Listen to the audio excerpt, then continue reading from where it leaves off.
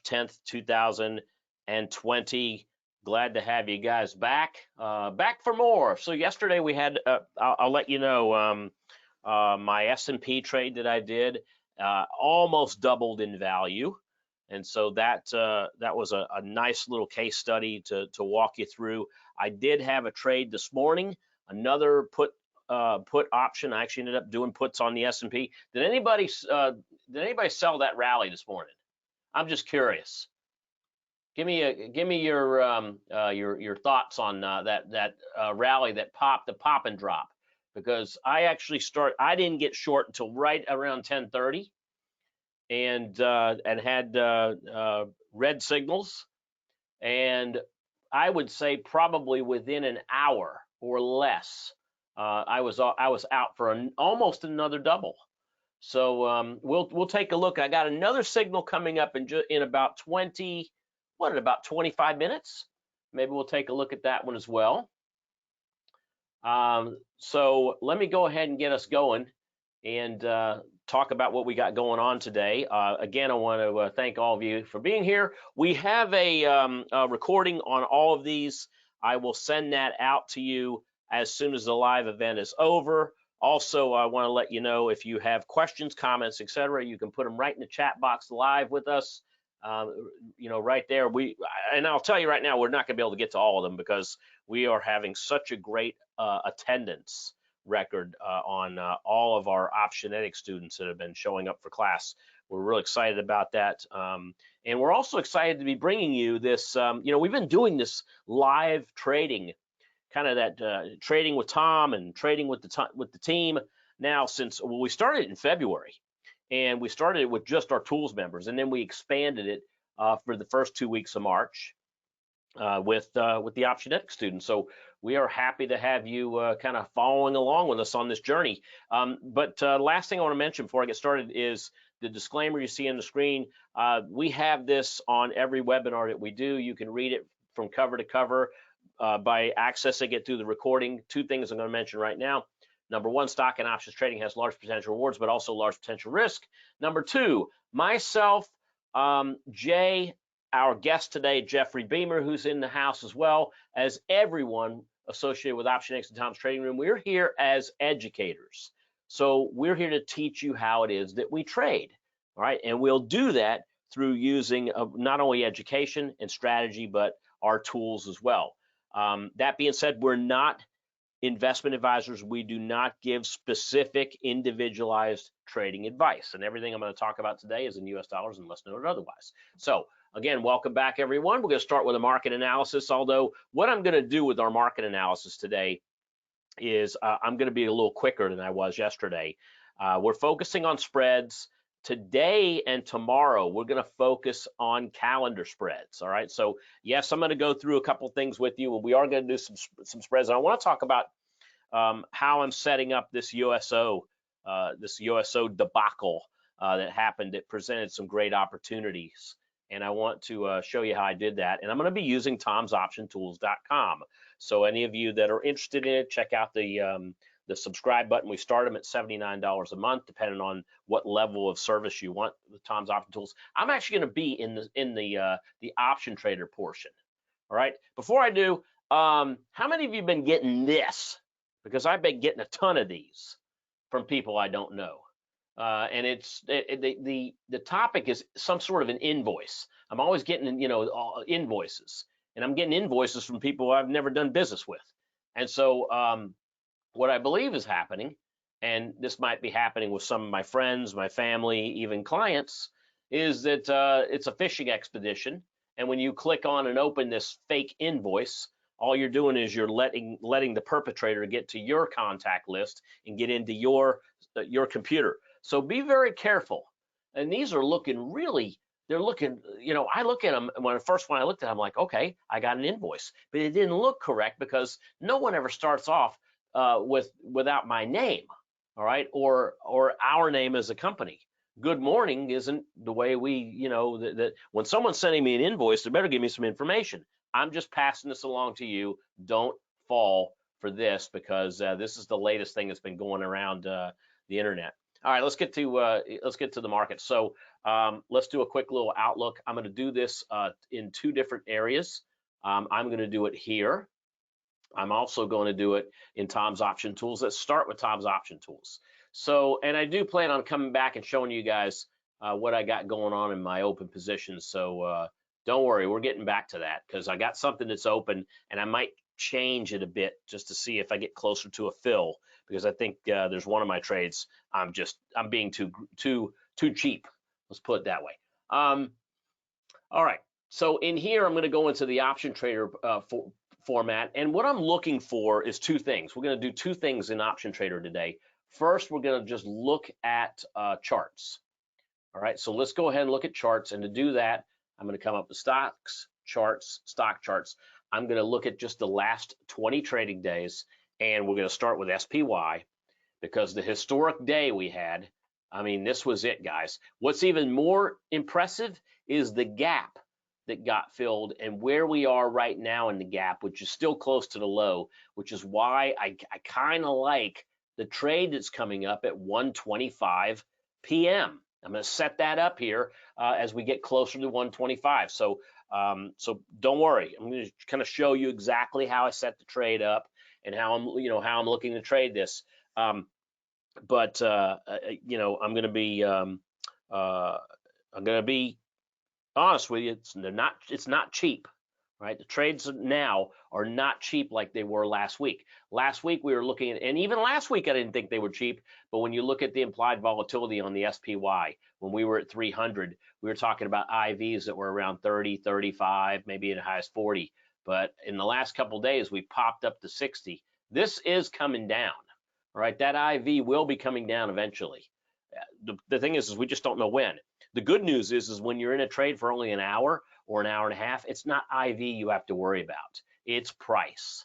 You have more price risk than you do IV risk, especially if we're going to be in a trade from 1:25 until 2:40 p.m. because that's my time frame. It's very similar to the time frame I had yesterday. All right, but we'll look at it again here in just a few minutes. All right, so that's SPY. Let's take a look at TLT, which I think was the real shocker today. Look at the move that happened, first of all, yesterday in TLT. We went as high as 180, but then we ended up closing.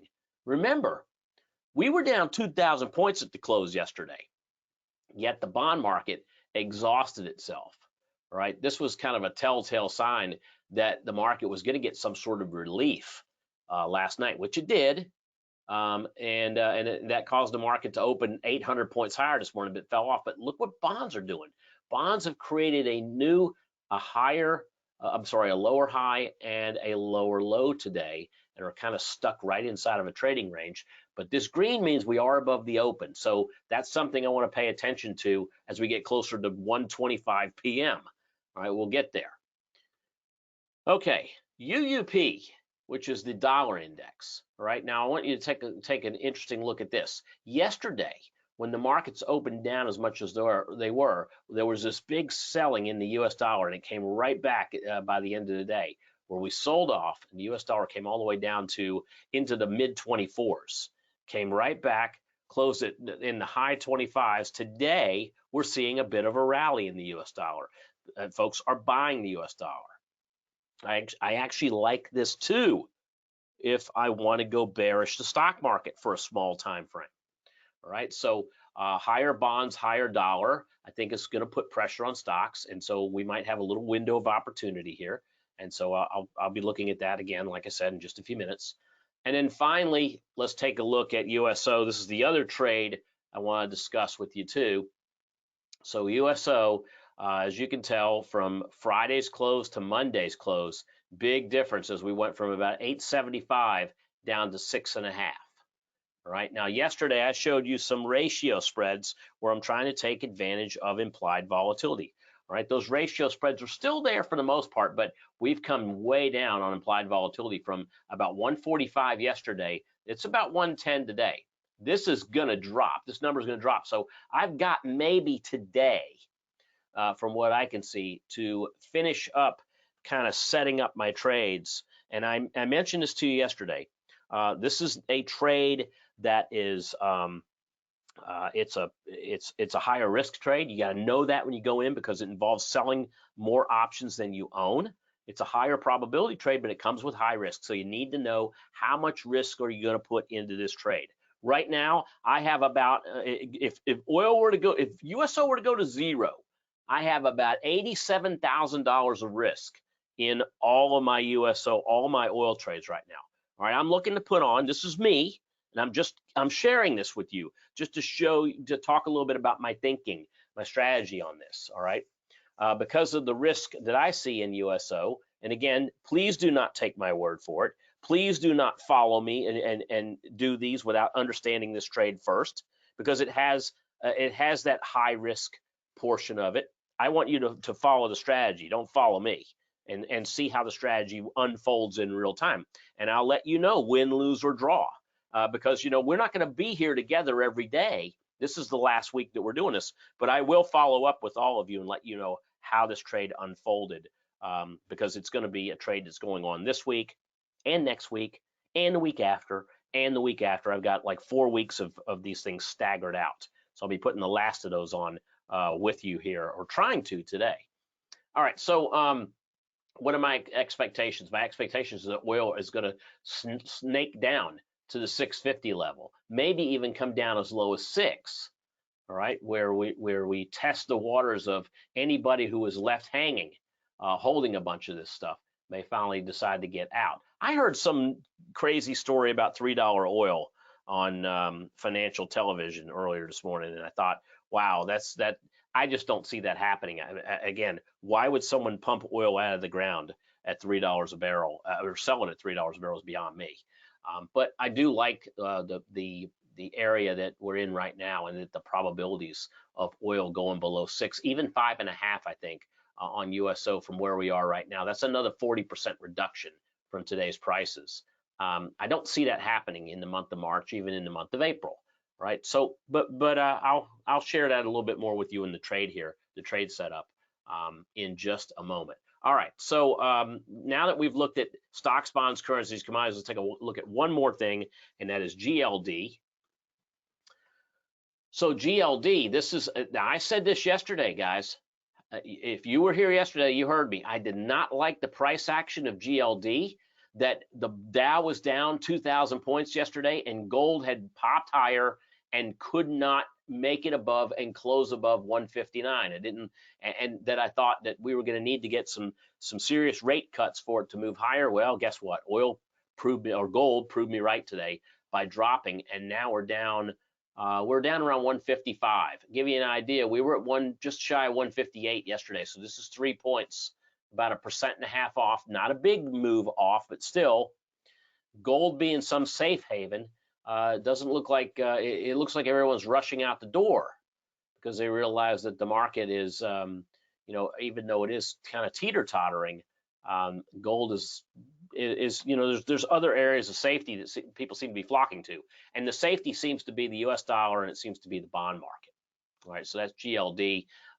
What is my price expectations on GLD? I still think it's going to be higher. I just don't think it's going to be higher because of the crisis, the coronavirus. I think it might go higher into the election and into possibly the unknown. Right, some more unknowns that we have right now. So that's what I've got to say about the four corners. Looking at the daily view, looking at the intraday view, it looks like this. All right, so I have a setup that starts again in about 10 minutes, and what I'm looking for is this to tell me that I've got a good setup. So we have been. Let's just take a look at this red quadrant here for a minute. So this is the S&P 500 ETF SPY. This green mark up here represents the first hour of the day. That is the high for the first hour of the day. The second mark represents the low for the first hour of the day. Right now, I took a trade at this time and rolled all the way down to, I want to say probably around here. I think it was this bar that got me stopped out, right? It was a $1,500, not a big risk, $1,500. Ended up making, I want to probably say about 1,200 on that little move right there on a 3 lot. That was it. That was 3 contracts. Wanted to do more, but when you're in something like this where we're moving like this fast, limit orders are just hard to get filled. But I was looking for a double. We came down. We did a little head fake, and then and we did that market if touch where my option got touched. By the time I got out of it, I'd given some of it back, but I'm still happy with the results. So now I'm looking and I'm seeing, all right, what can we do now? So we've come down, we've hit this low down here that it was at 1135, and that low was around 273.50. That was 273.50. We're at 279.40 right now, so we've made some headway back. Now, what has happened since then? Volatility has come down a bit because the market's come back, and the other thing it's done is it stopped in a runaway, right? I think that this area looks like a good area to look for as a target. So what I'd like to do is I'd like to set a trade up, and I want to set a trade up to where I'm in right around the 125 time frame, and then I'm out around the 240 time frame, or if I can get a double, whichever comes first. So I want to set that whole thing up with you. Again, I like that we're below the red line here. I really would like if TLT would start to drift back up and get up in this area and tell me that the market wants to move from stocks to bonds. I like the fact that UUP that we have the U.S. dollar has been bought today, right?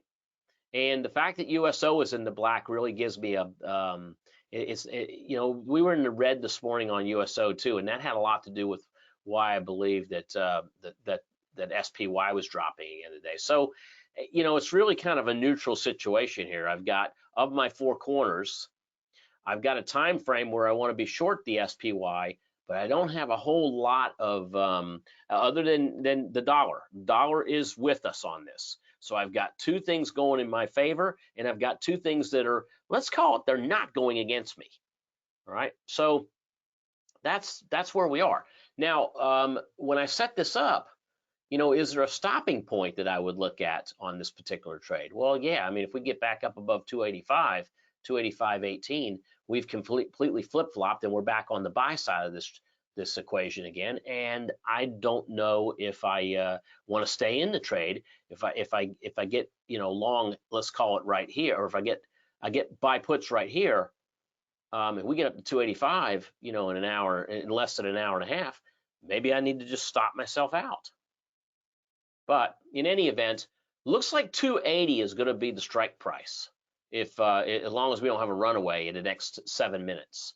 So let's go ahead and take a look at that. So I'm going to just drop us down to two screens, and I'm going to look at .SPY. I'm going to be looking at the year is 2020, the month is March, and the date is going to be the 11th. That's tomorrow. So I'm looking at the Wednesday options because I want something that's as close to expiration as possible. I don't plan on being in this thing for more than an hour and a half or so, maybe an hour 45, 125 to 240. Yeah, an hour 45, hour 15. Excuse me. So P for put 280. And let's see what these are trading at right now. All right, so here's where they were. They started out, I mean, to get an idea, at 10:30, they were trading around $4 and what's that, $4.45, $4.50, and they ran always high as 9 before pulling back. Look where they are right now. Now, let me show you something. This is 10:30. Here's where the market was at 10:30. So the S&P was at 282. And these options were trading for $4.45. Look where we are now. We're down in the 277.5. We're talking about an option that's trading around 476. So you can see that the volatility has come off because we stopped the bleeding going down. All right, so 5 minutes on this one. In fact, actually, here we go. We're at 280.44. So 5 minutes to go on this one before this trade comes in place. So let's take a look and see. It looks like we're gonna be buying this for less than $5. That's the one thing that I'm looking at too. So, you know, again, the next thing is, how do I place the trade? All right. We'll come back and I'll look at this in a moment. But I mean, if you want to see what I've done so far today, I was in the 282s 480 by 5, and then back out at, and then out 980 at, and then out at 9. So those were some nice little small things. I've got some open orders. I'll show you those here in a moment. But let's talk about placing an order. Now, again, you can put this in any platform you want, and you're going to need to translate, however you place orders. You may be a little different than I because of the brokerage firm you use. And again, this is not a recommendation. I'm just showing you how I place my orders. So this is SPY. And what I'm going to look at is I'm going to look at a put.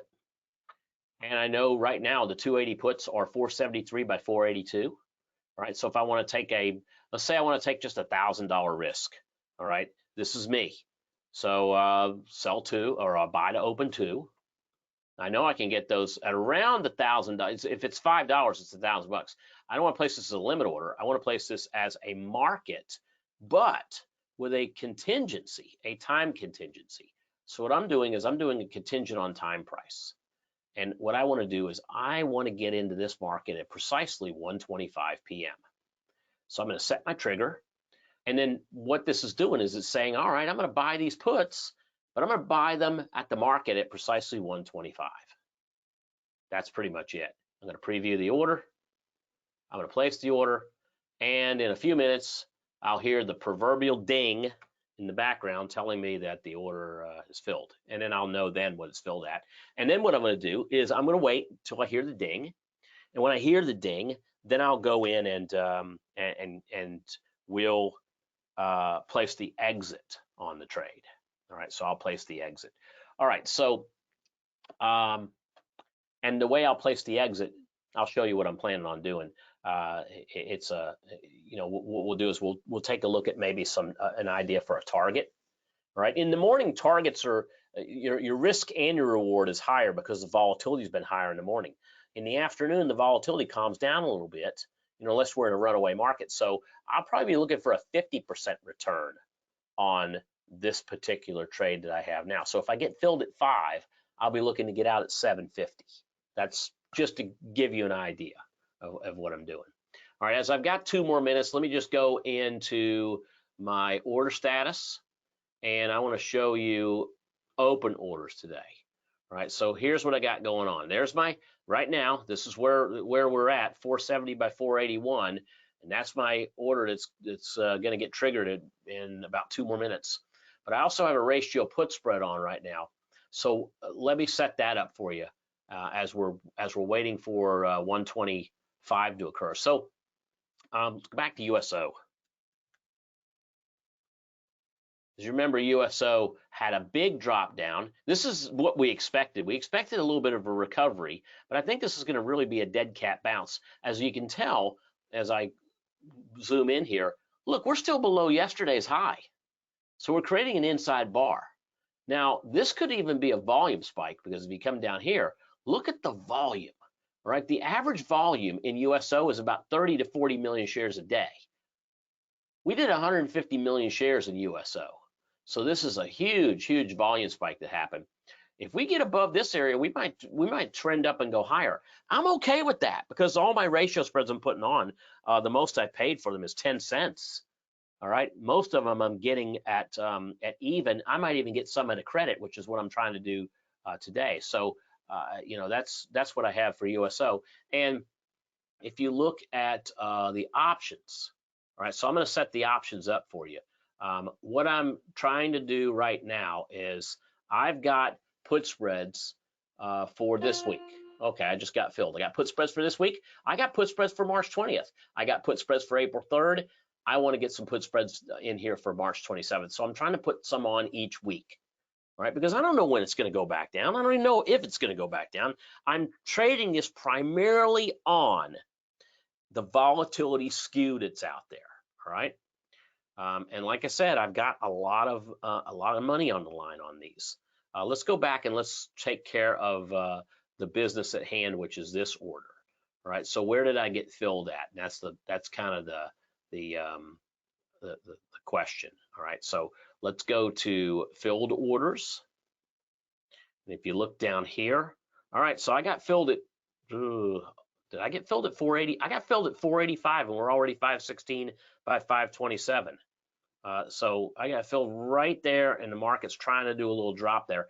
I mean, honestly, I'd pay a little more, but I'd be happy if we were having lower highs, lower lows, lower highs, lower lows. But I'm going to go with this because this is the pattern I'm in.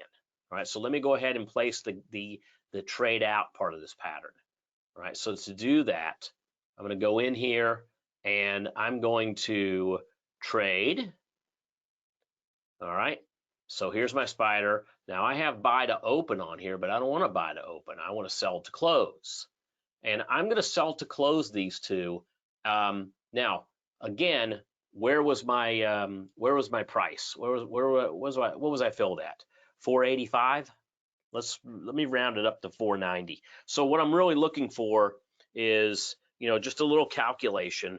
If I have 490 times 1.5 means that 735 is the price I want to get out at. So I'm going to put a limit order in, not a stop, a limit order to sell to close at $7.35, 50% return.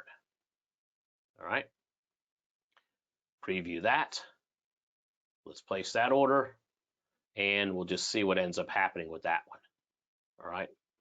So there's my 485. I mean, I rounded it up to 490 just to get myself a nickel out. I could have put it at 432 and a half. No, I don't think so. It's not going to fill at that. 430 or 732 and a half. No, I'm going to do it at 735.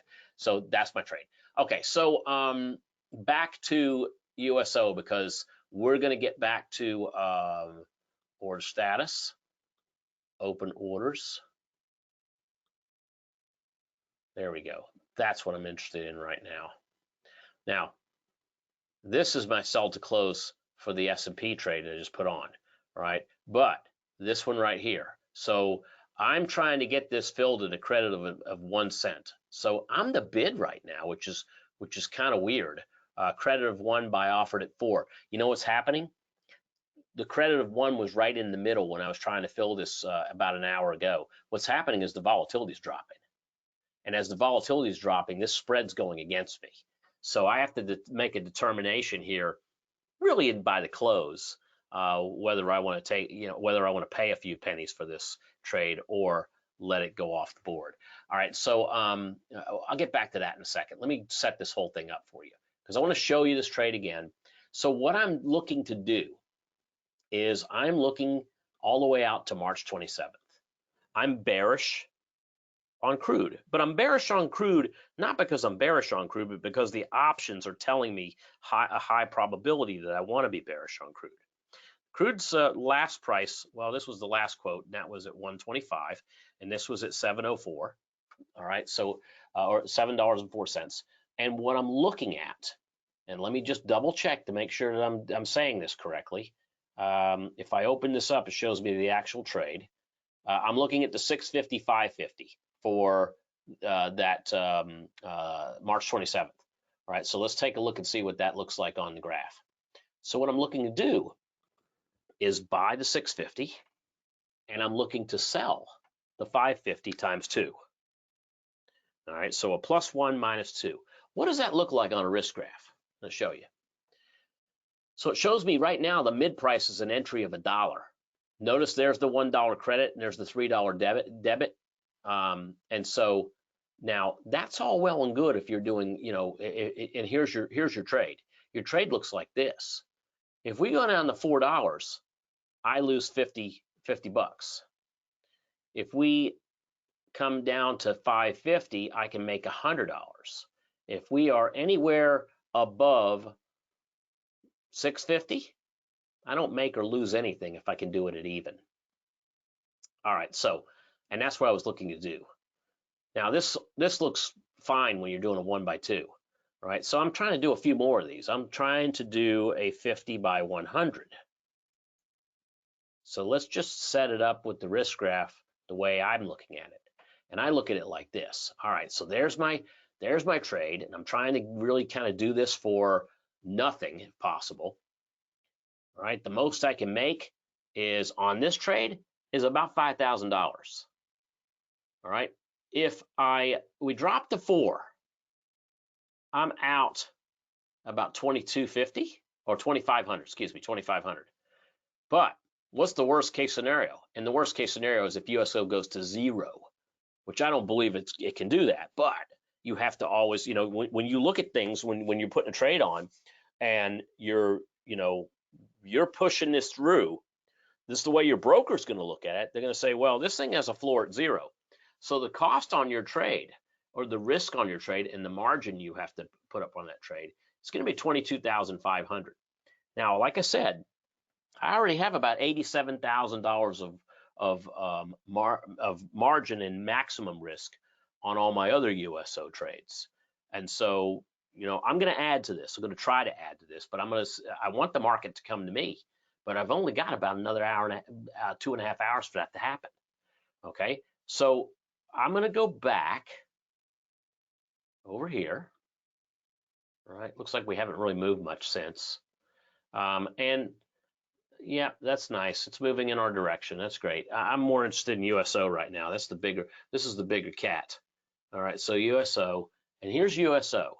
So USO has been locked the entire day in a range that's between 717 on the high side and 686 on the low. If this thing ticks lower, I've got a better chance of getting filled at my price. But 5 minutes ago, 10, 15, 20 minutes ago, I had a much less chance of that happening. All right, so let's go in, and so what I've done is I'm looking at, creating that opportunity, which the opportunity is skew. The opportunity is the skew, and if you look at, if I go to the stock chart of oil and actually go to an option chart and look at the skew charts, this is what I'm talking about. All right, I'm talking about the skew chart, and this is the put skew. This is the put skew for March 13th, this Friday. This is the put skew. Look, it's a little bit steeper for next week, the 20th. I already have these trades set up for this Friday. I got to be below 7 because 7 is the put that I bought. All right. Here I've got 6.5. That's the long strike against the 5.5. And then look here, it's a little bit less of a skew, but I'm trying to do the same thing. Buy the 6.5 and sell the 5.5 and be able to take advantage of the difference between the implied volatility that each of these are doing. And if I go back to the actual chart, you can see right here. Where is it? There it is. This is what I'm buying. I'm trying to buy I'm buying high vol, but I'm selling it even higher vol, and I'm selling it times 2, or at least I'm trying to. And I'm trying to take advantage of this skew. All right.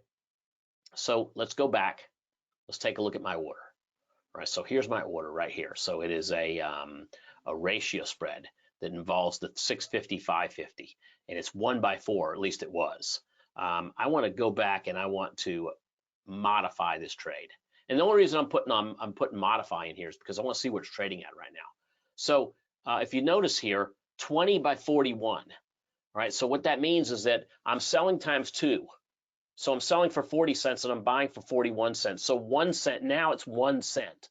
So instead of me trying to get a 1 cent credit, I might have to, if I want to get this done, I might have to do it I can do it at a 2 cent debit, but I can't do it at even anymore. Even's not going to happen. In fact, even was easily able to be done.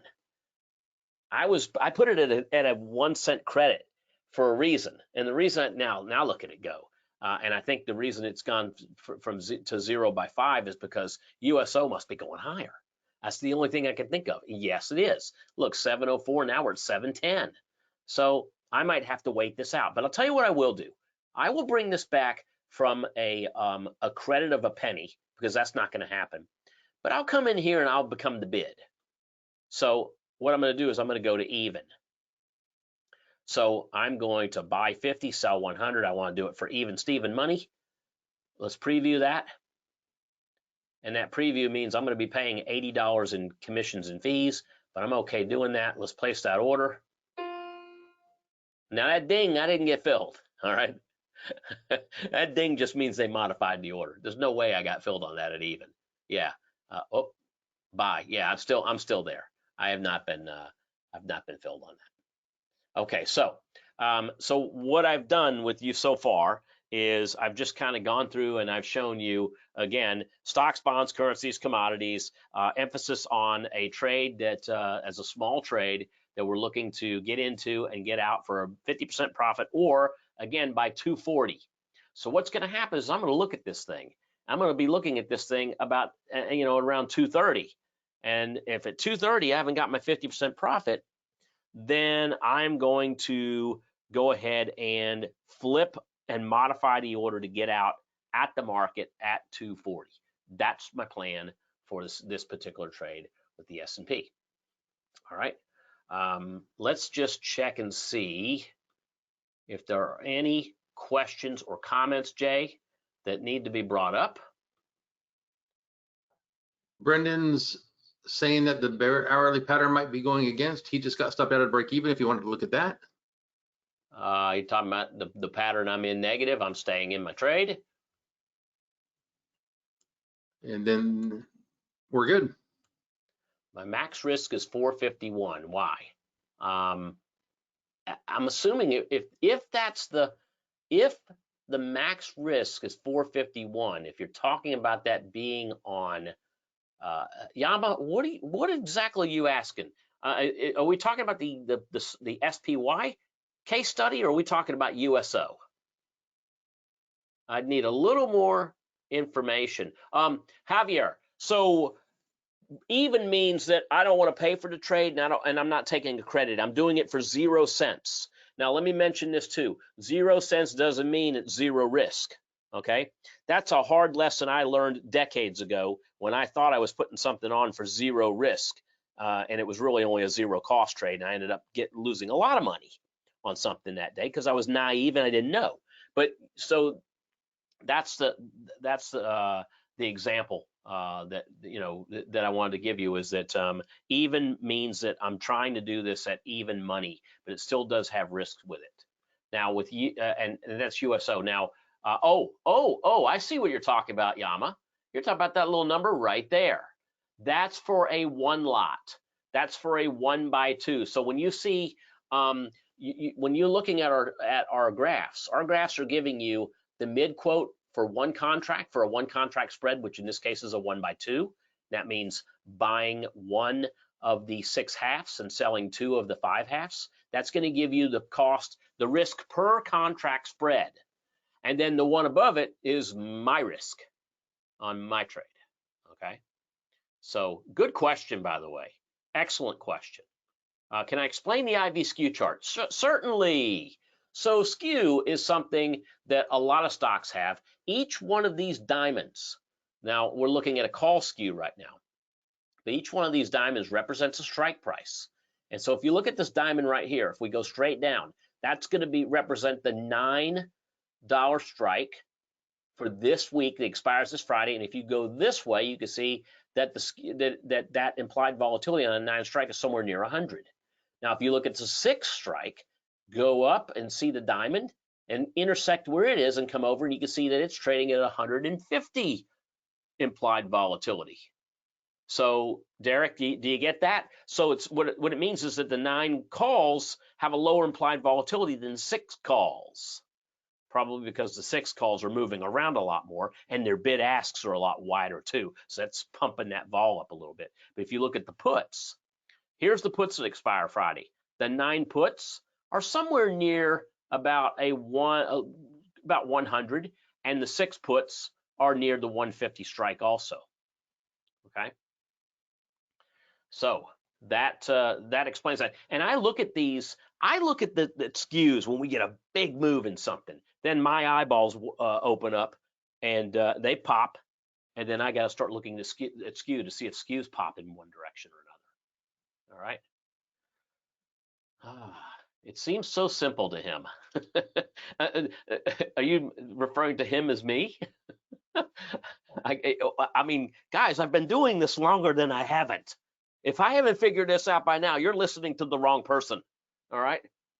And so, my job is just to kind of show you, through experience, which is, I can teach you opportunity. I can teach you strategy. I can try to teach you through my experience, but I can't give you experience. Experience comes by doing. All right.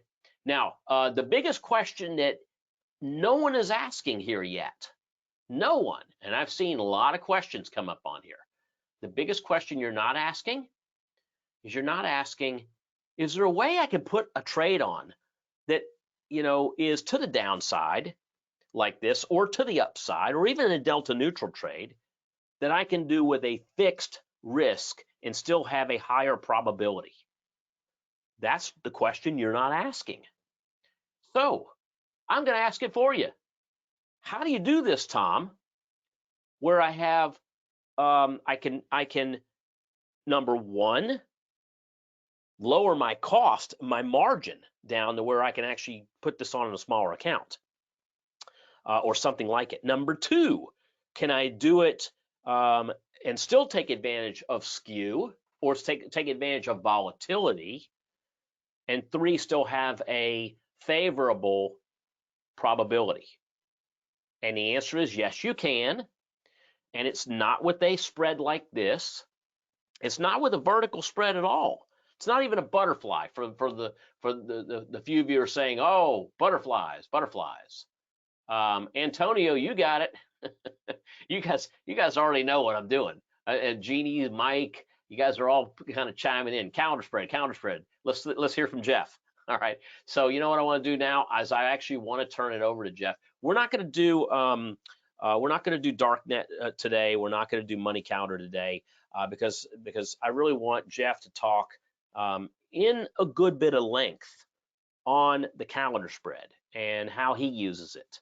All right, and how to master the calendar spread. So Jeff, are you ready to take this thing over?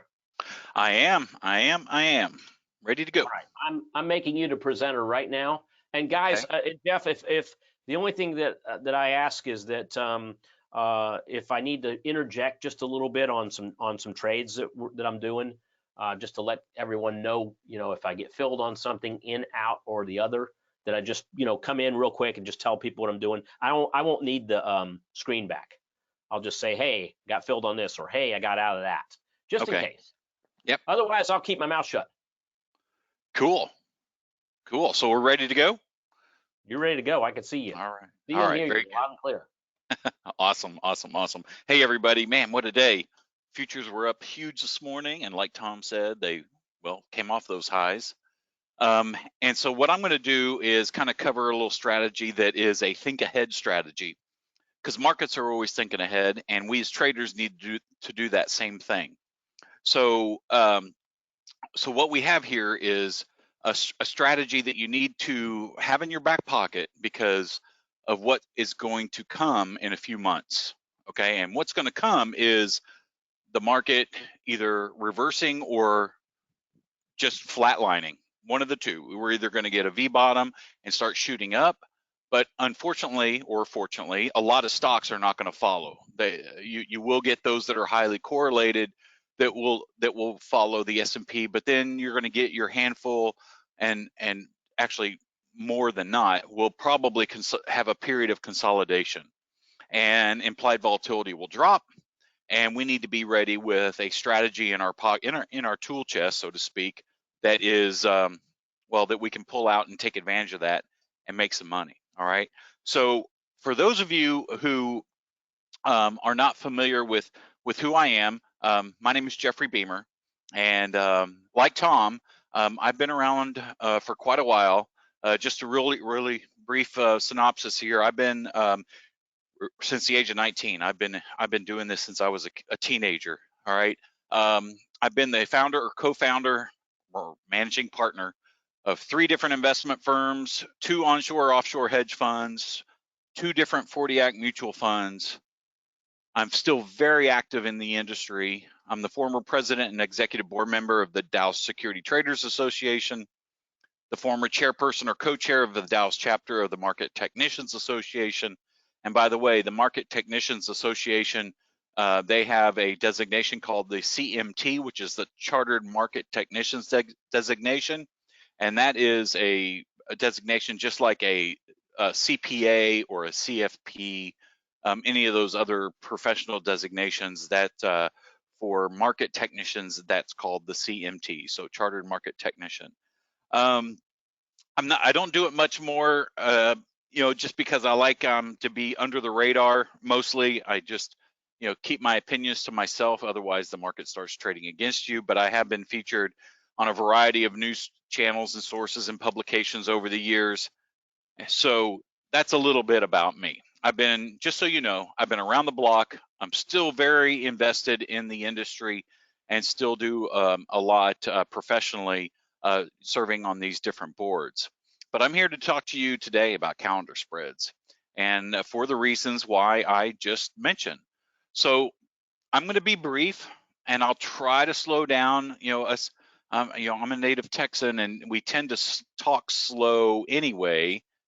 But sometimes I speed up when I get really excited about a topic, and trading is usually what gets me talking. So I will try to slow down so everybody can kind of keep up with me. So here's what I'm going to cover today. All right. I'm going to give you a brief overview of delta neutral trading. We're going to talk about the basics of a calendar, what to look for, because I don't want you necessarily going out and throwing these trades on right now, right at this very moment. Okay, it's something to look for and begin to look for. I'm going to show you how to become an expert, and let's get started. So a brief overview of delta neutral trading is that it's unique to the securities market. Okay, there is no other investment opportunity that allows you to make significant returns from an investment that is delta neutral. Okay, I mean, take real estate. You either buy a house or you sell a house. Okay, you either own it and rent it out, but you still own it. Okay, art, gold, it doesn't matter. Whatever it is, you buy. Well, gold, we can be delta neutral in gold.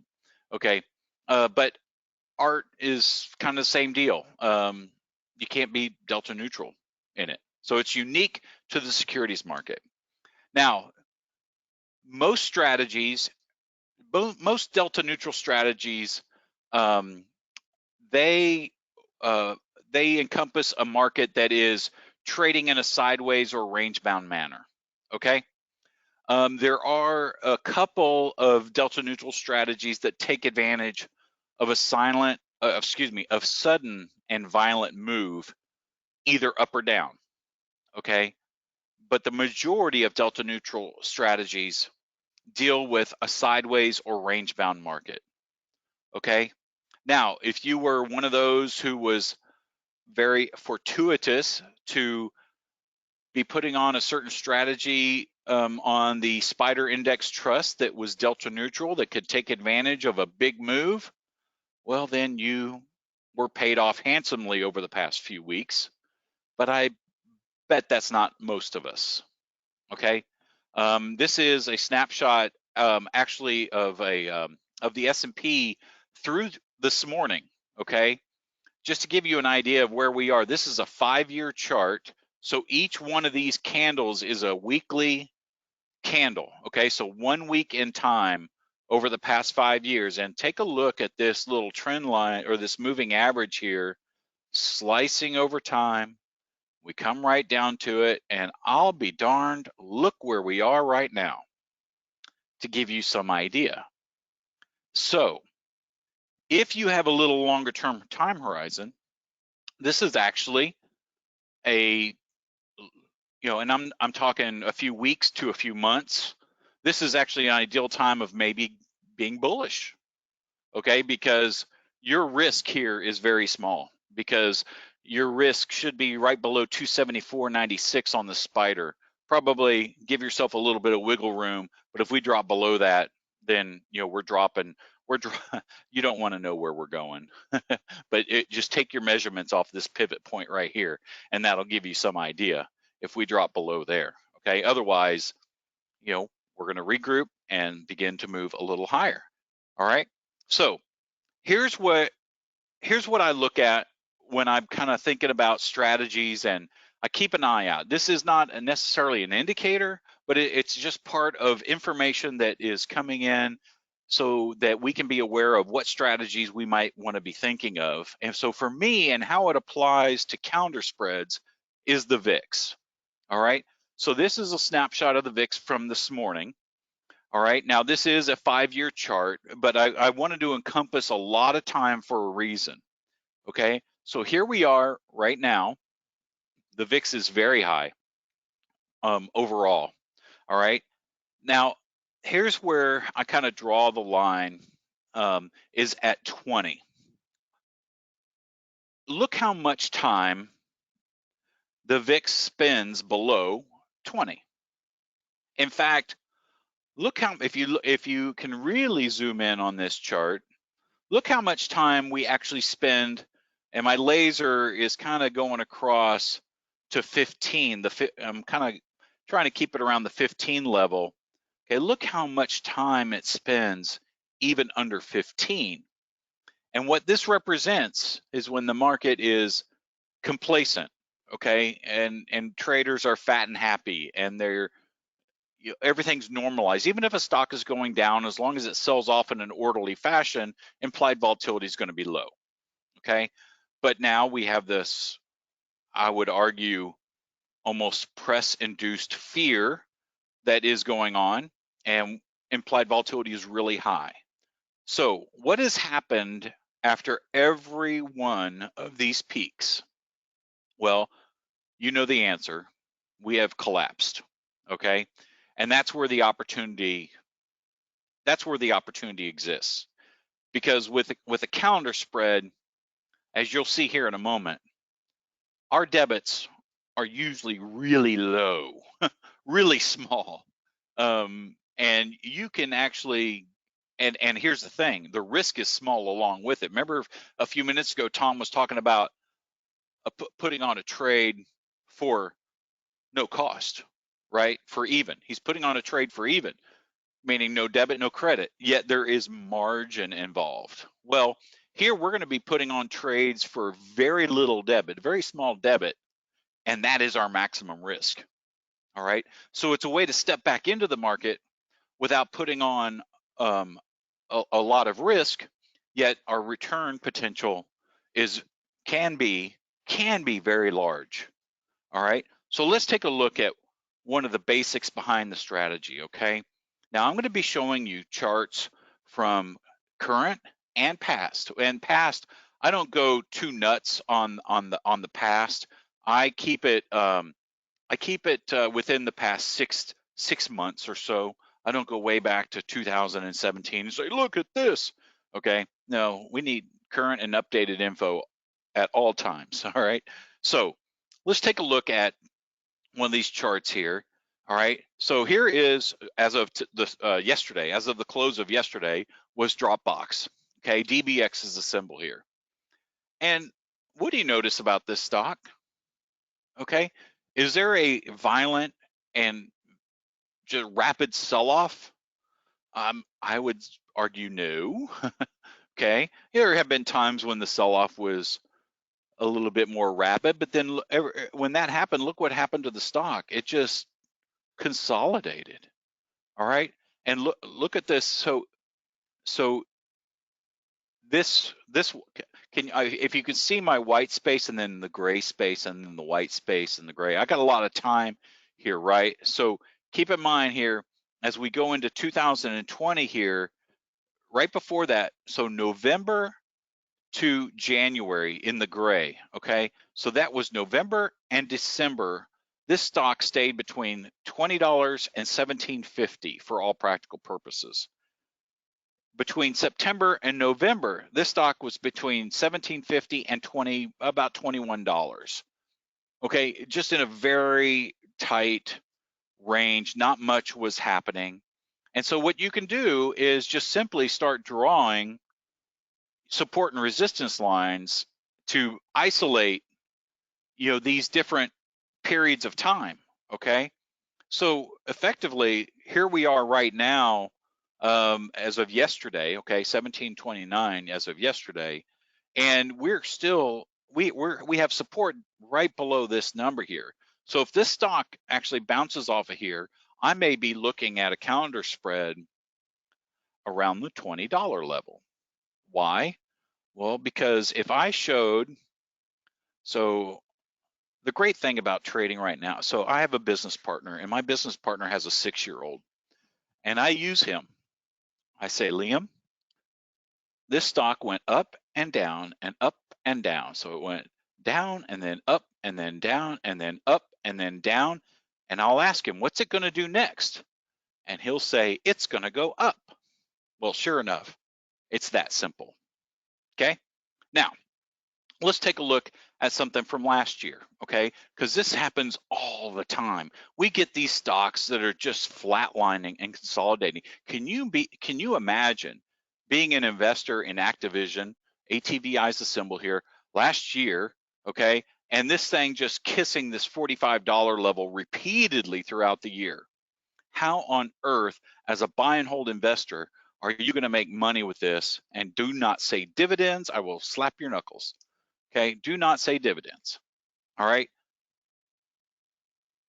It's the only way is through a delta neutral strategy. Okay, and this kind of stock is what gives you, by using a delta neutral strategy, you turn the odds of success on your side. Okay, you become the casino. Okay, because you're playing the odds and probabilities, and they're now on your side rather than they're not on your side. Okay, so again, just a couple of support and resistance lines on these stocks that start trading sideways. And you know what? When it starts testing one and pops out, then you take a breather. Look at this stock gap down, and then what did it do? Traded sideways. Okay, stock gap down. What did it do? Traded sideways. Caught a bit of a rally. Traded sideways. Just over and over again. Now remember, here, the gray area represents 2 weeks in time, all right? So every 2 weeks, we're kind of seeing what this stock is doing, and it's just not doing much, okay? Now, here is through yesterday, a 1-year chart of ST Microelectronics. STM is the symbol here. Now, you might be saying, well, this stock is not going sideways.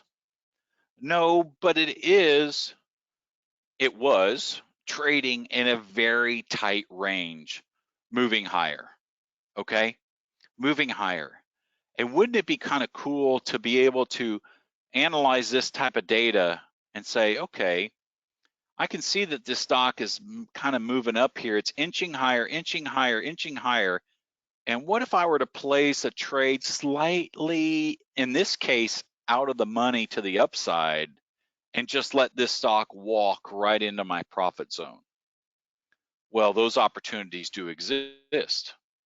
And then guess what? When it drops out of my range, I take my foot off the gas and just kind of say, hey, what's this stock going to do? Okay. And right now it's fighting for its life at this long-term moving average here. And by the way, have you noticed how especially my longer term moving averages are kind of like, you'll notice something, they're kind of like magic. Okay. And I want you to look at the number here. Here's a little bit of advanced Jeffrey. Okay. 161 period. Okay. 161. Now, there's a reason I use this, and there's only me and one other trader that he used to appear on CNBC all the time. We started talking about this at a bar one day, and we agreed that, yeah, this is the way to go for a long-term moving average right there, 161. Okay, moving on. Now, look, here's the 161 again. It looks like a flat line. See how the stock just comes down and kisses it, and then comes down, becomes support, and then it becomes resistance right here, and then support, and then support again. Man, it's like magic. Okay, so here we had JetBlue, JBLU. This was last year in 2019. Okay, well, this is actually through yesterday. Okay, at 1340. Okay, it did sell off with all the other airlines right here. All right, but again, just draw your little support and resistance lines, and look at this, multiple periods where this stock just started trading snake. Look at this period here from November to January, mid-January, from November to mid-January, stuck in this. Look, this stock was in a literally $2 range. Okay, $2 range. Now, I remember, believe it or not, Apple used to do this same thing at $15. Okay, and I traded it years ago at $15 and made a small little mint out of it until it started rallying, and then I stopped and then didn't pay attention to Apple again until it was over $100. That's a story for a different day. Okay, so all right, let's move on. Petrobras, PBR, 2019. Okay, so last year. This is the national oil company of Brazil. All right. So here you go. That range is a little wider. However, $15 is your number here. It just ebbs and flows over that number here, and then down to about $12.50. But here recently, look at this, just kissing this $14 level. You know, if this stock had $1 options, man, and I see this type of act, look how tight that is. You know, you can do real short-term calendars back to back. We call them back to backs. They're just 2 to 3 weeks out. And just kind of, man, you're like a sniper. You're in and you're out and you're gone. Okay, with these things. I mean, they really can pay off. And what I intend to show you is how to find these and how to make money with them. Okay, period. All right. So let's. This is the updated chart through yesterday. So you can see that trend continued into December and January of this year. This is January of this year. Okay, I could have moved these lines even a little tighter here recently. And then finally, when the energy stocks started to get weak, this thing did not start dropping out of its range until February 15th. Okay, which was after really things just started really falling apart and energy stocks started to react. Okay, but now guess what? PBR is something to watch out for. You know, if we drop down here and we start trading sideways again, 750 is going to be your number for PBR. Okay, now, yes, it could rally back up. A lot of these stocks will V-bottom and start rallying back up, but we'll watch that. We'll monitor that. All right. So, Jay, I'm going to transition into a little different area regarding calendars here. We're going to get into the meat of it. Any questions so far? I'll pause for just a second. I found an entertaining question in regards to what's better, straddles and strangles or calendars? And I said, well, it depends on who you ask. Here's the thing. We got the calendar master here, so obviously there's going to be a bias that way. So here's the thing. Okay, I'm glad that question was asked, because here's the thing. Straddles and strangles. I put one of my assistant traders to task years ago and said, Adam, I need you to do some research. And so what Adam did was he did some straddle strangle research for me. And what he came up with were about 10 to 15 stocks that were every earnings cycle, and it turned out to be every 3 out of 4 earnings that these things made a great amount of money. Okay, now keep in mind what I just said.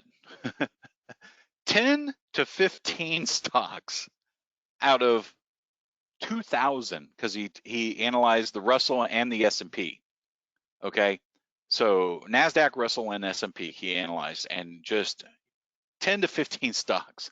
So here's the thing with a majority stocks. Yes, you want to do straddles and strangles, but you want to sell them rather than buy them. Okay, you want to sell a straddle, sell a strangle, and never do it naked.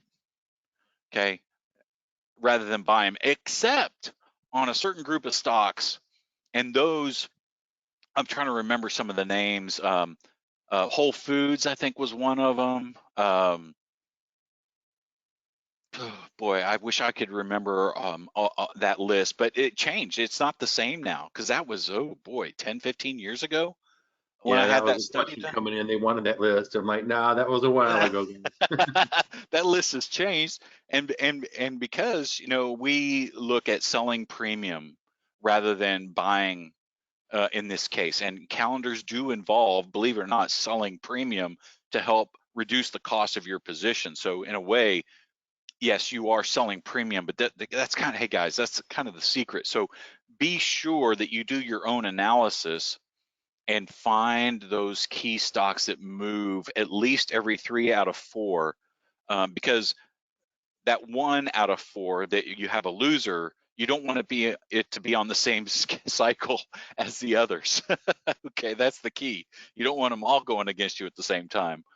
All right, you want to pace yourself out. So yeah, straddles and strangles work, but there is a select group of stocks. Okay, now everything else sideways, quiet. Start selling, setting yourself up for delta neutral or selling premium on a delta neutral basis. All right, so let's push ahead here. Some basics of calendar spreads. Okay, this is also known as a time spread. So you'll hear those two terms. Time spread and calendar spread are the same thing. This takes advantage of an underlying security, which is trending sideways or in a range-bound actions. That range-bound action can either be, I showed you an example of one that was moving higher. It also counts for those that are moving lower, and I'll show you those in an upcoming class, an upcoming opportunity. Okay, now this strategy works on stocks, ETFs, and futures. You got to be careful with futures, but got to make sure you're trading the same cycle. Okay, but stocks and ETFs, plenty of opportunity just staying within that wheelhouse there. Okay, now the calendar spread is done at a debit and creates an attractive limited risk strategy. It is constructed by the purchase and simultaneous sale of an equal number of either calls or put options that are on the same underlying security. All right, so if we're trading Apple, they're Apple. If we're trading, JetBlue, they're JetBlue. Okay. Oh, same strike price and different expiration dates. That's the thing, different expiration dates. On a vertical spread, we trade the same expiration dates and we use different strike prices. Okay, so vertical spread, different strike prices, different expiration dates. Calendar spread, same underlying security, same strike price, different expiration dates. Okay, now the construction, we create this spread by purchasing a longer term option. Now, longer term is a relative term. It's defined by really when you sell the expiration date of your short option, which you're going to be selling. So longer term could be a month, it could be 6 months. Okay, it could be longer, but that's a different type of strategy that we'll talk about. Okay, but most people like doing these in the near term because they like that income that spins off from this. Okay, so we buy this longer term option and then we sell a near or front month option. Okay, so something shorter in time. So if our longer term option is 30 days out, then we want to sell something that's either 7 or 15 days out, or maybe even 21 days out, something shorter in time. Okay, so I get the question then, how on earth does a strategy that involves the purchase of a longer dated option and the sale of a nearer term option make money over time? Okay, how does it do this? Well, the answer is simple. It's time decay. All right, so time decay looks like this. You have an option, and you should know by now that options are like insurance contracts in a way, because an insurance contract has an expiration date, right? So if you have your home or your car insurance, it's effective through a certain date. Okay, same thing with an option. You have the right or obligation to either buy or sell an option by a certain time. Okay, and so over time, this thing begins to lose value, and we're talking options here. It begins to lose value, and then within the last 45 to 30 to 15 days, that thing just really drops and loses value very quickly, okay? But the shorter term options, the nearer term, they lose their value at a much more rapid rate, okay? Much more rapid rate. So that is this spread right here where we start getting this distance. Notice how we're pretty narrow here, and then over here we start widening out. That is where our profit comes in, okay? That is, and we're usually right around here when we're taking these things off, okay, and we're making some money. All right, now let me give you a couple of examples. All right, February 3rd, so just a month ago, okay, here is Procter & Gamble. Now I know all of you are racing to your computers, and if you got a second screen, you're going to be pulling up the chart, but just bear with me. Let me show you what happened here. You'll notice the nice tight trading range of Procter & Gamble, okay? Here recently, and again, you can go back and look, oh, this thing's in an uptrend. Well, okay, zero in on the past, since December, this thing climbed up to about the 125 level, okay? And then other than just a brief little dip right here, it's been trading at the 125 level, okay, for several months, okay? And that's what we're looking at. So on February 3rd, I got a signal through some software. I got a signal. Procter & Gamble is my candidate. So I went out and bought the March 20th, so 2020, March 20th, 125 puts. Those were priced at $2.63. But I'm not bearish, okay? I think this thing is going to churn sideways for a while. So to help reduce the cost and to create my delta neutral strategy, I sold to open the 125 puts that expire on February 21st, okay? So sold the February 21st, bought the March 20th. As long as you have more time to expiration on the option that you own, and I will always color my rights, the options that I have rights in, they're colored in green, and my obligations are in red or pink, whatever you want to call this, all right? Notice here I have 18 days to expiration on my short option, the one that I sold, and yet I have 46 days to expiration on the one that I own, okay? Now we mentioned that it's a delta neutral strategy, so if you come up here and look at delta, you'll see that it's pretty close to zero, okay? Not perfect, because you're not right at 125. In this case, this would mean that we're trading just below 125, all right? And that's why we have that slight little negative there. All right, now, here's the thing. Take a look at this. Our debit here is 93 cents, $9.30, okay? We have the opportunity to double our money. Look at that, $115, which is the potential to make 124% return in 18 days. That's the catch.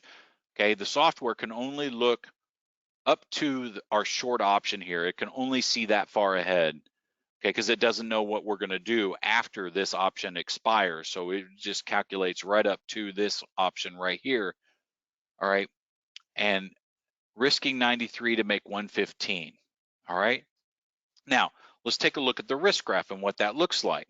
So you can see here, I've got a risk graph that's in what we call the modern view, and I have the modern view because this risk graph is flipped over on its side, and we can now see break evens that in this case, look at this, straddle our price. We're right between those break evens, and we just need this stock to just trickle right into the mouth of this calendar spread, and we will profit. Okay, now if you've never seen a risk graph like this, and I know Tom shows them on a regular basis, but let me just make sure you're clear. The red line here represents today. So you'll notice here we're right at the zero line. The This is the first day of the trade. Okay, we're putting it on for 93 cents. The blue represents 1/3 time to expiration. So in this case, okay, that would be 6 days from now. And then to the green, 6 more days. And then to the black, 6 more days, okay, because we're 18 days out, okay? So 6, those represents different times. So if we stayed right here, I know in 12 days, I will have made, if the stock stays right here, I will have made about $35 to $40 on my $93 worth of risk, okay? Now, one of the key components of a calendar spread is knowing where you are with implied volatility. You gotta know where implied volatility is. This is, and so people that experience my class, we become experts on reading this implied volatility chart. Okay, Tom was showing you that chart of volatility skew on each individual option. It's important to realize where that exists in this trade overall. So your buy and your sell combined together, how does implied volatility impact your trade? Okay, now let's jump ahead here in the interest of time. Let's jump ahead a little bit, okay, and find out where we are with this thing. Okay, so here is where we were considering an exit.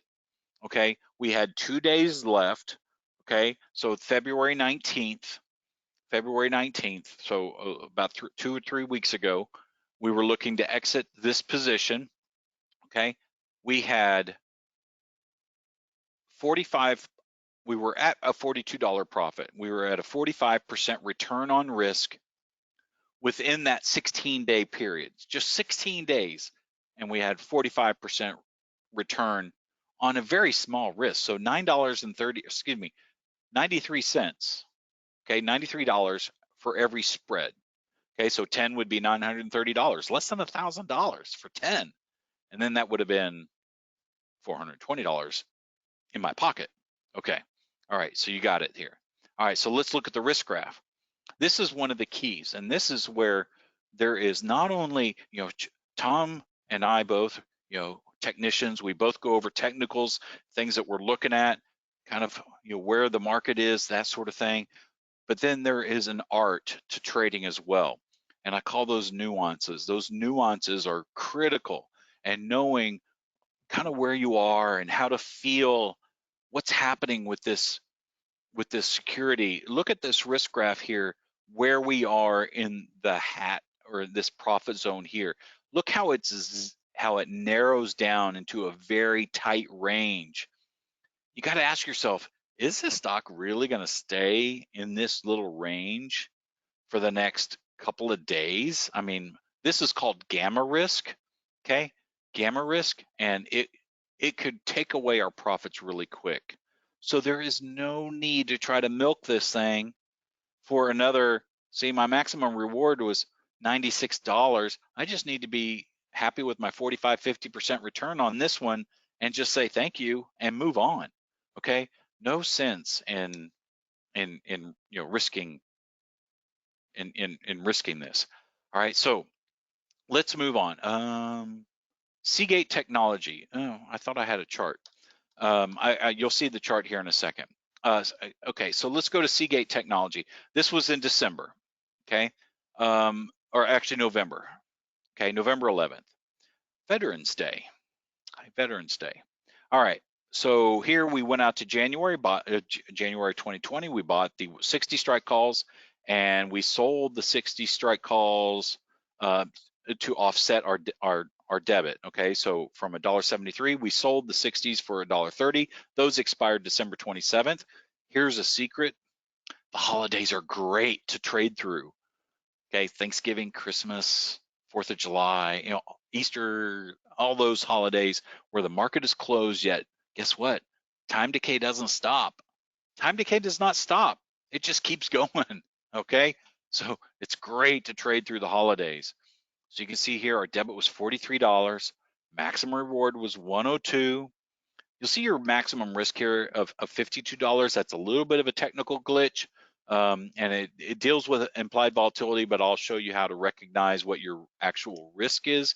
And it's 98% of the time, even 99% of the time, it is your debit, $43. Okay, maximum reward here is 102. That's almost a 200% potential reward in 46 days or shorter. Okay, so let's take a look. You'll see the chart here. Now here is one where the stock was just kind of rallying up. We just had earnings. The stock held its trend through earnings. Okay, so now we're just anticipating that this stock is just going to trickle right up to $60 and be fat and happy with our trade. All right, so let's kind of go through this. Where was implied volatility? Look at this, post earnings, boom, volatility crush. So it's important that we know where our earnings event is and that we don't trade around, we try our best to stay out of a counter spread right before earnings. If we've been in it for a while, that's one thing. But to enter a counter spread within a couple of days right before earnings is just, you might as well give me your money. I mean, because that's what's going to happen. This is going to happen. And you can see where these lines slant down into the minus zone. You want to be down here with these slanting this way, because guess what? Implied volatility is going to snap back to its median, to its average, okay? And we want to be on the right side of that, all right? So here we go, 43 cents. Now, here was our exit, okay? We took this right into, right before expiration, so December 26th, the day after Christmas. Why? Because we couldn't trade on Christmas. Normally I like to get out on those Wednesdays, but guess what? Market's closed. Guess what? Time decay still churns away at my short option. Thank you very much. Okay. Now, we doubled 151% return in our trade. Very nice. So our profit is $80. Maximum profit now is 97. No reason to try to milk this thing. Let's take a look. Went right up to that $60 level. Okay. Look, it came up to that $60 level and bounced around. Okay, it just didn't come right up here and sit. And that's something that we're going to talk about, how to manage through when you get a little bit of whipsaw action here. This is classic whipsaw right here. You want to be very, very careful with that. And I'll show you how to manage through that. Okay, so I showed you ST Microelectronics a minute ago. And let me just, that's our next candidate here. This is back last year when it was trading sideways. So last August, we were looking at taking advantage of this nice little quiet little trend here, okay? Stock was trading at 18.25. Let's jump right into our trade, okay? We were going out to September, which was only 50 days away at the time, bought those 1750 calls, sold the August 16th calls, again, 1750, same strike, okay? What we bought was $1.23. What we sold was 85 cents. Look at our entry debit, 38 cents. 38 cents, $38. You're gonna spend more than that taking somebody out for dinner tonight, okay? $38. Maximum risk, 42. Over a 100% return in 15 days or less. I can double my money in 15 days or less. Guess what? If you were buying a house and somebody told you that, what would you think? I know what you would think. I know what you would think. Okay, here we go. Here's what the stock looked like. It had rallied up. Now we're post earnings again. Look at that. Post earnings, stock is coming down. Okay, a little bit of a directional bias here. Think the stock's going to come down, find support, bounce right back up. I think we're just going to channel right inside of this nice big profit zone here. Let's take a look at implied volatility, because we always look at that as we enter these trades. And look at this, implied volatility is low. And how I know it's low is not only by looking at this chart, but reading these numbers up here, okay? Range, also called a rank, is between 1 and 100, okay? So when you're at 22 and 19 on your short and near-term options, implied volatility, we call that trading in the lower thirds. You're trading in your lower thirds, and that is a good place to be for a calendar spread, because now look at what direction is this about to go? It's about to go up. So that is going to go up over here, and that's a good thing for our trade. Okay, going down implied volatility is not good for a calendar spread. Okay, so last example here, and then we'll turn this back over to Tom and tell you what we got going on. Okay, what about stocks that are trending either up or down? Now this one was just too good to kind of pass up, because we see these a lot, and I'm going to show you a way to capitalize on these for a lower risk, because guys, it's all about buying power. If you're protecting your buying power, that means you have the ability to trade more. And the secret of success in trading options is trade small, trade often. Trade small, trade often. Okay, it's about the number of occurrences. And if you can increase the number of occurrences, now I'm not talking about over trading, okay, but trade small, trade often with a regular, disciplined approach to trading, okay, that's what leads to success. Okay, so here we have Fidelity National Financial last year, going into August of last year. This thing was just an animal, just churning higher and higher and higher. Can't you imagine putting some trend lines on here and going, oh, and by the way, this chart right here is Yahoo Finance. You can see in the background. You can grab this chart and move it to your left, so you have a bunch of white space over here on the right. Okay, I like to do that.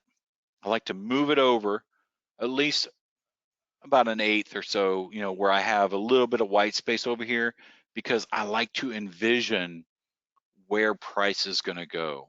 Okay, I like to envision my pattern, okay, with this. All right, so this trade, we'll show you how to do this. We'll show you, even though this trade does not have the ability to double, why we would take this trade. Look at this, 85 cents, $85. It's very small debit, okay? Maximum profit, 88, so technically it could double, okay? But it's going off this number here, and again, this is a skew, implied volatility related issue here. But you'll see here what this trade looks like in just a second. So we were going out to December, buying the 45 calls, selling the Septembers. Oh, wait a minute. We're in August, okay, August 1st. You mean I can go all the way out to December, which is 141 days away, and sell September, which is 50 days away? What happens after September expires and you still have October and November?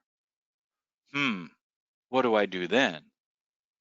Well, that's where the good stuff comes. That's where the really good stuff comes. All right, so let's take a look at how this looked. Look at this stock. Okay, you tell me. This stock is just making. Okay, Liam, it's going up, and then it went down, and then went up, and then went down, and then went up, and then it went down. Which way is it going to go next, Liam? He's going to tell me it's going up. And I'll say, where is it going to go? And he'll say, right up about here. Okay, even a 6-year-old can do it. All right, so here we are at the beginning of the trade. Where is implied volatility? Implied volatility is really low. Okay, look at that, 7 and 10%. Oh, we're going out a little longer. We're going greater than 90 days on that long option. It's at 8. 8%, very low. Okay, so we go back to our trade. Now, here we are 11 days out from expiration, and we've profited over 50% in our trade. And this was my day of decision. Here's what the chart looked like. Now you tell me in your head, or type it in the box and Jay will help me out. Why would I exit right here when I still have 11 days left? Can't I suck this little bit out, or should I roll my option to the next month and take in more premium? Or should I roll it up? Or should I roll it down? Oh my gosh, all these decisions. How do I make those decisions? Well, here's the thing. I could just take it off and pocket my 57% and just go home, okay? Or I could reduce my risk, give myself the opportunity to profit more, and that's the good stuff that we're going to be talking about in our upcoming class, okay? So how do you become a calendar master and take all these things into consideration and make this a strategy that you can pull out of your pocket at any time and know, hey, I don't have to risk $300 or $400 per spread to make money. I can make it on just 83 cents, 34 cents. I found trades today for 15 cents. Okay, got to save those for the class. All right, attend our upcoming masterclass. Okay, if you do, we got all sorts of good stuff for you, including an easy button. Okay, and I'll talk to you more about that. All right. So as you saw in your notes here, our once a year calendar mastery, and I only do this once a year. But we figured, hey, now's a good time to introduce it because it's six weeks long, and you know, we never know when this market is going to, you know, start calming down. But you saw on the VIX chart, every time we spike, implied volatility drops. Every time we spike, implied volatility drops. And what that means is stocks are beginning to consolidate, implied volatility comes down, pricing comes down. And how on earth are you going to make money when implied volatility drops? Okay, well, we're going to show you. You're going to get your easy button. Okay, and oops, I'll show you easy button calendar trapper. All right, and that is what we're going to, that's what we're going to begin to work with. So in our upcoming class, I'm going to show you how to find these consolidating stocks that increase your odds of success. Okay, and also those trending stocks. Okay, both. We're going to talk about the consolidating stocks and trending stocks. Now, I'm not talking about trending down where it falls off a cliff, like we've had a lot of stocks do the first part of this year. No, we have stocks that are trading very orderly right now, and we'll talk about those. How to take that list of stocks, okay, and find these high probability trades, okay? We will filter out those trades into only those with the highest probability of success, okay? And this is key, the nuances behind the trade and putting yourself in a place to increase your success, okay? The key is those nuances, okay? Those little things that make the difference between winning and losing in a position, okay? Now, also adjustments. Remember that trade on Fidelity National, okay? We had a decision to make there at that September expiration. Do we roll this trade or do we close it? And we will talk about those adjustments, all right? So all of that coming up and so much more in that 6-week class. You will have this strategy down and be, you know, ready to go for when prices begin to calm down, and they will. And they will. And that's why we thought this is now the perfect time to bring this out and to say, hey, get ready, because when things calm down, how are you going to make some money? Okay, and it's through delta neutral strategies, including the calendar spread. So, Jay, we'll bring Tom back in here in just a second, but Jay, do we have any questions that we need to address? Do you want to do a 30-second comparison of the calendar spread versus butterfly? Oh, sure. That was the primary thing that came up. Okay, let me just say, my 2 favorite strategies are calendars and butterflies. Okay, calendars and butterflies, and why? All right, I've just gone through calendar spread, right? Now the butterfly will help when it will help neutralize implied volatility. So where the calendar spread does have a degree of risk associated with an implied volatility drop or crush, okay? Your butterfly does not, okay? It really takes out a majority of the risk of what we call IV risk or Vega risk. It really removes that. Now, the counter spread, the basic counter spread is just 2 legs. So you have 2 commissions. 2 commissions to open it, 2 commissions to close it. Maybe not even 2 commissions to close it, because some brokers now, you get below 5 cents and they don't charge you for, anyway, ask your broker.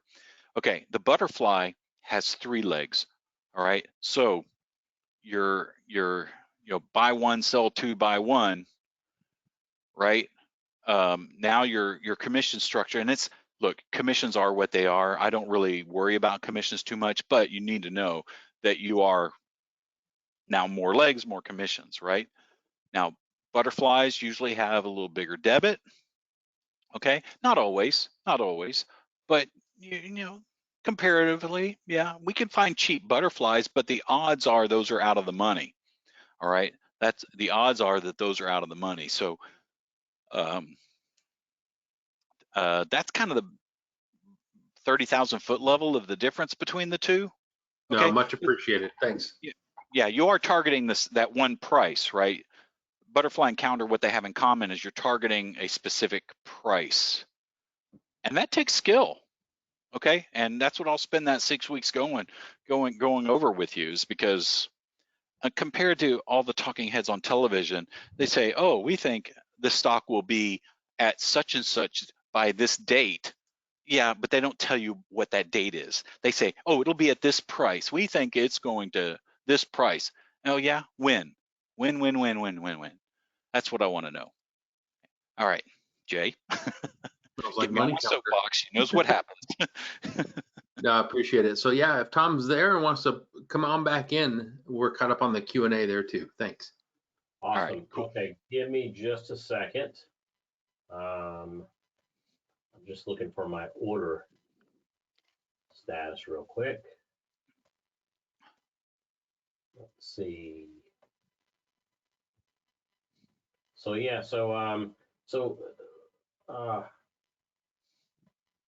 Jeff, you got two open things. I grabbed the wrong one. Hang on. Oh, yeah, the one with the mic. That happens. Okay. Let's see. Oh, now I lost you in the minutia of people. There you are. Okay. Sorry about that, guys. Let's see. Why am I not able to? There we go. Better. There you go. Okay, real quick. So I didn't get my 50%. We got all the way to $7, and it fell down from there. And hey, so Tom. I'm back pretty much right where I started. I got. Hey, Tom, are you on your mic? Oh, yeah. Thank you. Yeah, you bet. Wrong microphone. How about that? Better? There we go. Okay, so we're back where we started at again. It looks like I was in at 485. So I'm just going to go ahead and get out of these. We're a minute away, so I'm just going to go ahead and show once again, contingent on time, 2:40 p.m. preview, sell to close, market at 240, place the order, and that'll get filled there eventually. Here we'll see what's going on with this one. I was watching the ratios, and I had it at even. I had it at 1. I looked at it. It was trading 1 by 3, then 1 by 5, and so I realized that the ratio was going down. That the skew was going down. So I went ahead and put a debit in at 3, and I was filled at 3, and I'm happy with that price. So now I'm kind of lined up for USO, and we'll see where that goes as along. Look at that. I lost 5 cents on that trade. That's the way you do these short-term positions, guys. All right. But when it comes to longer-term positions, if you want some probability, then the calendar spread is definitely the thing you want to check out, because it comes with higher probability, but also a low fixed risk. And what Jeff was telling you, much, much less than some of the stuff that I've been showing you in the last couple of days. So that brings me to Jeff's Calendar Spread Mastery series. And if you had a chance to check out the chat box, all right, I sent you a link to the chat box. Jeff does this once a year. This is the time that we're doing it. And it seems to be coinciding with the right time to be looking at calendar spreads. So this class begins March 17th. This is a course that we priced at $14.95. It is $1,000 off of our regular pricing that we've done in the last few years. So we wanted to make it acceptable to everyone. And so what we're doing is it's 6 weeks that you spend with Jeff. And he talks about not only the basics, but he's actually going to show you how to use darknet with calendar spreads, not only delta neutral, but also directional. And he uses skew as well. So you'll be able to see how he uses skew in the class. We have a lot. First of all, if you're a partner, all right, if you're a platinum partner with us, then you're already going to get the registration and you'll get that. That's actually going to be going out later today. You should get your registration for the class, which begins on Tuesday. All right, so this will be the next the Tuesday the 17th. It'll run for 6 consecutive weeks on Tuesdays. It includes the 90 to 120 minute live online classes with Jeff. You got 12 months of pre-recorded sessions, live case studies that go throughout the entire mastery series. We are going to upgrade your tools to include the not the earnings mastery, but Jeff's mastery scan. We'll also have a forum that you can discuss with anything you want with Jeff, so long as it's not personal investment advice, through our forum access. So we're going to give you access to Jeff in between classes, and of course live technical support. We also offer a money-back guarantee, which means if you feel like you want to try this out, sign up for it. And if you feel like it's not for you after week 1, you can just email us before week 2 starts and we'll give you a full refund. If you're interested in this, click on either of the orange button here or the one at the top that says 25 spots available, because that's what we have. Go through the terms of service. If you agree, click I agree. That'll take you to our PayPal page. And if you have a PayPal account, you just log in with your username and password. If you don't, then you can go to the guest checkout, and the guest checkout will allow you to use Visa, MasterCard, American Express, Discover. Just fill in your information, click on Pay Now.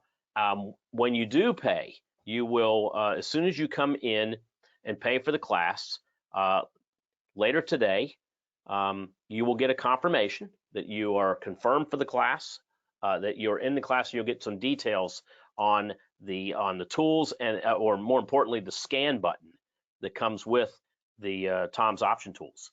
So that's it. We're not going to officially roll this out until tomorrow.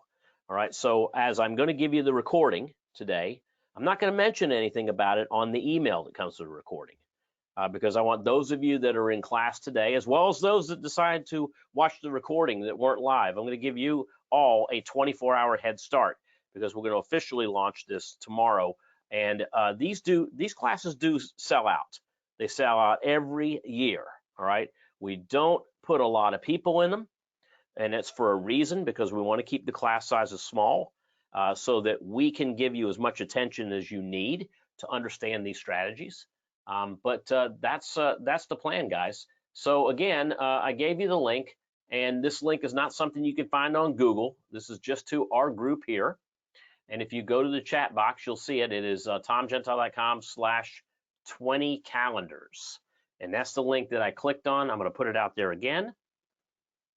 There you go. And if you click on that link, it will take you to the Calendar Spread Mastery program that you see right here. Read through it. And if you want to be one of the 25 that we have spots available, I'm sure there's going to be less tomorrow. But if you're interested, sign up. If you have questions, you can email us at support@tomgentile.com. Jay, any final thoughts? Hey, Tom, let me jump in real quick. Can you Sure. scroll down real quick? I want to mention something about the forum access that they get. Yeah. Because there are some people in that forum that really know their stuff. And they really do a lot of groundwork. And man, it adds so much value to this class. And Oh, yeah. students when that actually, yeah, and a lot of them are partners who and have, you know, and partners. Our partner program is a program that we offered at the beginning of the year, and and if you're so not a some of our partner, partners get you the get to entire. see what they did last year, Yeah, right? and but what we're doing is we have partners that are in this class that, like you said, they're following through and they're showing you their twists on how they use this particular strategy. So I agree with you, Jeff. Yeah, it's great stuff, man. It's great Yeah. stuff. So, and I can tell you already right now we have less than 25 spots. So, again, guys, if you're interested, we're going to be doing this again tomorrow. I'm going to be doing my market outlook, and I'm going to be looking for trades as well. Jeff, you're going to come back again tomorrow? Are you going to be Yep. showing us some live trades? Yeah, I'm going to go ahead and see what our little button is generating right now, and we'll look for some opportunities because there's always stuff out there that is coming up on our radar. Yeah, And maybe you'll give them a chance to see the button a little bit tomorrow yeah, without getting into too much detail, because obviously that's a proprietary scan of yours. But you could do that, and then we could use those case studies to follow along with in your mastery series. because that's what we love to do. We love to start trading right in the class. We look for opportunities, if not week 1, definitely week 2. We start looking for opportunities right away. I mean, we Awesome. don't. Yep. All right. Well, thanks for joining us today, Jeff. We'll see you again tomorrow. Jay, any final thoughts, questions? Non-Tom's Tools users. Oh, you know what? We do have a couple. So I had a couple questions real quick. I'm going to answer, and I'm not even going to change the screen. But someone asked at the close, is there a way of, you know, you can open spreads fast on um, platforms like Charles Schwab, for instance. Is there a way to close them fast? Because certain platforms, you open them as a spread, but then you got to close them, and you actually got to put the spread pieces together and buy to close, sell to close. Is there a way you can just hit a button real quick and close? You know, I mean, I use Schwab, and the only way I know to do that is on their mobile site. You can bring up your spread and you can actually close it out as a spread. It's like a one button click, and it'll bring it up. You confirm it. You know, you can, and then you can close the trade out that way. But you can also add more, so be careful what you click on. Outside of that, I'm sure the other brokers, you know, you might want to talk to them to see how you actually, you know, close spreads as fast as you can open them as a spread, a one-ticket trade. The second question had to do with money calendar. So I had a couple of our partners and folks that use our tools said to me, "Hey Tom, you know, or money clock. I was looking for the S&P trade that you were discussing, that you were talking about yesterday, but I couldn't find it on the money clock, and it turned out that we had an old version on there. All right, so I am going to change the screen real quick. So if I were to go to the tools, for instance, you go to Tom's Tools, and I'm going to actually just go back to the beginning, Tom's Tools. So go into Tom's Tools, and you'll see Money Calendar over here in Complete Trader, and you'll see Money Clock. If you click on Money Clock, earlier today, and we noticed it was an older version. All right, now we've put the latest version up. It's a little bit harder to see the numbers here, but the dial goes all the way out to 4 hours. And what I have is I have it set at 60 minutes, and I have it set for greater than or equal to 60 minutes. So it goes from 60 minutes all the way out to 4 hours. So now if you were to look at something like IWM and you click on it, it's going to show you. There's that. Now IWM was from 150 until 1440. That's 150 to 240, and then you can see some of the other trades it had on it. But I was using S&P, and I was using a combination of several different things. So I looked at S&P, and I noticed it was kind of short in the afternoon, and it looked like a bearish day to me. So I wanted to be on the bearish side. And so that was the area I was looking at. Now check this out. Look what happened. Look at what it's predicting here, starting at 315 is an 86% chance based on our most recent data that we might move higher. All right. But I really like to see all these cluster together. VXX was one that I was looking at as well to determine today's trade. And when I saw VXX all moving higher in the afternoon, well, when the VIX goes up, what goes down? All right. Now, the one thing I didn't look at that I was looking at close enough was kind of putting these together, and I realized if I go back and look at it again that the perfect ending time to today was really about 225. And so that would have actually given me a profitable position. But all of this has now been updated. So to answer the question that several of you had with the money clock, you're now using the 4-hour clock, which is the one that I'm using. We had that in beta test for a while, and I thought it had been put out last week, but apparently not. So now it's been updated. All of you that have access to our tools and have access to Complete Trader, all right, that's the button that you see when you come in. You see Option Trader. That's all of our option tools. Contrarian Trader is includes darknet analysis. Complete Trader is all of this plus the money patterns. And then Partners and Masters is where we store the proprietary scans, like the one that Jeff was talking about. We're going to get into that tomorrow. All right, guys. So Jay, does that sum it up? Yes, sir. Thank you. Awesome. All right. Well, thanks, everybody. Recording coming to you later this afternoon. We'll see you again, same time, same channel tomorrow. Till then, have a great day. We'll talk soon. Bye now.